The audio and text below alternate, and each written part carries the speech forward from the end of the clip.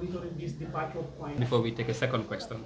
Now, I will start with your question as to the comparative analysis between last year and this year. Now, last year in our annual report, we've intercepted about 1,646 migrants throughout the course of the year. And right now, this year, we're just in November, and we've intercepted about 2,041 migrants. That alone indicates to you that the numbers this year that we have intercepted is staggering compared to that of last year. But I also want to specify that these are the ones we have intercepted, not those who have been able to also leave the borders of this particular country. So we cannot quantify how many people have left the country, but we can tell you the number of people we have intercepted during the course of this year. We have been seeing reports as to most boats also reaching the Canary Islands, and then some will claim that they left the Gambia here. So at our level, we cannot tell you how many have left, but we can tell you how many we have intercepted. On a different part, you're asking, we've seen them coming from different areas, from the North Bank region, West Coast, KM, or all other areas. What are we doing to also manage these areas? I will first start by saying that the GID has done what we call as coastal belt mapping, where we look at most potential hotspots for irregular migration route, and then that is why we're able to always have these interceptions. However, there had been increase in trends. As you can see, before we hardly see people from Kubune coming out. But Kubune now becomes a new trend. What they are doing now is, instead of using the main coastal belt to travel, they would use bolongs that are in the interior of this particular country to harbor migrants, like we see in the case of Kubune. Now, the main boat will not anchor in that bolong. The main boat anchors somewhere within the sea, and they will use taxi boats to transport the migrants in bits and pieces to the main boat at the river. So this becomes a new trend, and that is why you can see cases like Gina coming in. You can see the case of Kubune also coming. These are not right at the coastal belt. They are belongs within the country. And the case that we have, it usually falls within North Bank and also sometime within West Coast region. And we also want to call the people of North Bank, because most boats living are within those areas as well. And their support also is crucial for us to be able to safeguard these activities.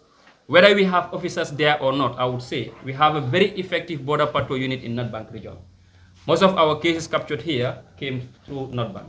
We also have a very strong one here in Tangi, Gunjur, and also Katong, together with the ones we have in Banjul. So officers are doing their utmost best to at least mitigate this practice. However, there are persistent challenges that also affect these activities. One of them includes the case of mobility. That sometimes if you have operations at night in two different places, we have only a few vehicles to be able to apply the officers. So this will be a constraint on how can they reach all these different areas. We also have sometimes challenges when it comes to legalities that can also safeguard the interests of these particular officers in most cases. For instance, if you are to operate at night, let's say 2 a.m. at night, GID staffs are not armed, and then we are going to intercept about 200 migrants in those areas, with those who might be there potentially armed. So it becomes a risk for most of these staff. So as a result, we also have to look at other mechanisms to also be able to safeguard it. As we speak, we have about 100 GID staff that have already been selected to go through what we call border patrol unit trainings at the Gambia Armed Forces. Now, the purpose of this is to streamline our development at the GIDs when it comes to defense and other mechanisms. And then when this is deployed, it's going to effectively affect also how we operate. However, their deployment can only be done if the GID bill is also implemented, because it is the border patrol unit that we have in that bill. And it provides for them to be able to have at least sidearms where they can safeguard their safety during the course of their operations. So as we wait for the bill to be enacted, we also have our people currently going through certain agreement to be trained by the Gambia Armed Forces to be able to streamline our efforts to cope irregular migration activities. Okay, just a follow-up. Sorry, just a follow-up to that. Yes. We've all seen a gun here, and then you've talked about the GID officers that... It's not our mandate to determine what sort of gun it is, whether it's genuine or ingenuine. In as much as we are to cope irregular, we have to also respect other mandates of other security services. So it is the work of the Gambia Police Force to be able to do their forensic analysis to understand whether it's a gun or not, or what exactly it can pose. But then to us, it also poses a threat to our officers, because it was held by an organizer who is currently at custody. So as a result, our officers could have been endangered by this particular suspected gun that is currently here. So we are still concerned, and that is why we're trying to deploy them to be trained also onto arm and ammunition to be able to safeguard their safety. But like I said, it has to be supported by the bill of the GID in this case. So we're just trying to make it operational before we're able to have the bill implemented. And then on a different note, you asked about, if I'm not...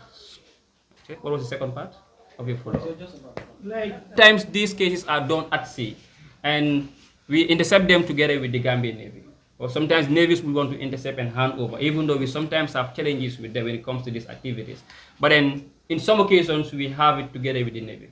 In other occasions too, like you can see a case where the police were not intercept and give it to us. So at our level, when we go on patrol, we hardly go with most of them because each of us have a different mandate. And they may have their patrol at night on other engagements. So we are sometimes not with weapons when we go into these operations, and it still poses a threat to most of our staff when they engage. But then it is our job to mitigate irregular migration. So we have to be firm and control the borders as much as possible. I will take that up for you, Ali. Okay. My